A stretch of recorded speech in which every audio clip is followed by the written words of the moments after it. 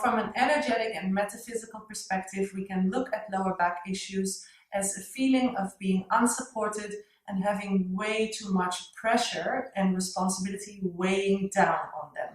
And when that goes on for a very long period of time, people tend to develop injuries. So injuries in the lower back are not as straightforward as only, okay, here is a vertebrae that compresses this, or this nerve is compressed. But we also, from a therapeutic perspective, really have to look at what is going on in the psyche of this person and what subconscious belief about life are they carrying.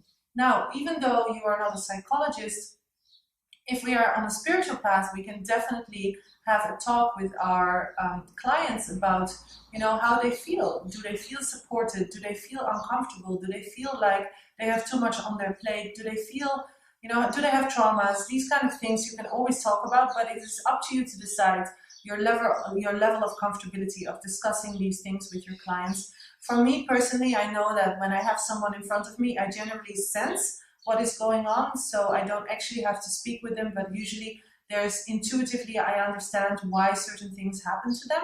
So I tend to work with that, with the intuition that I have, and maybe point out some small things during the session. Now, when it comes to applying yoga on back issues, it is again not as straightforward as, oh, I'm going to do this posture and this will fix it.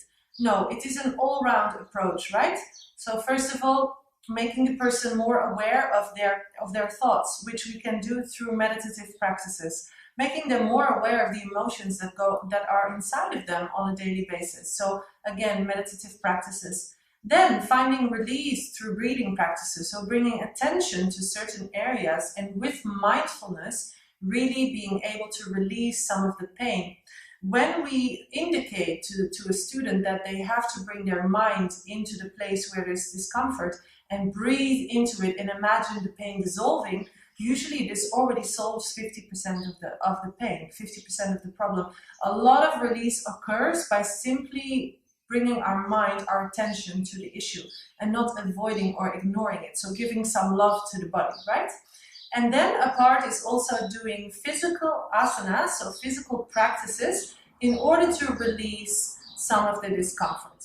So I'm going to show you some very basic things right now that we can do with someone who suffers from a lower back issue caused by compression of the vertebra or a slip disc, for instance.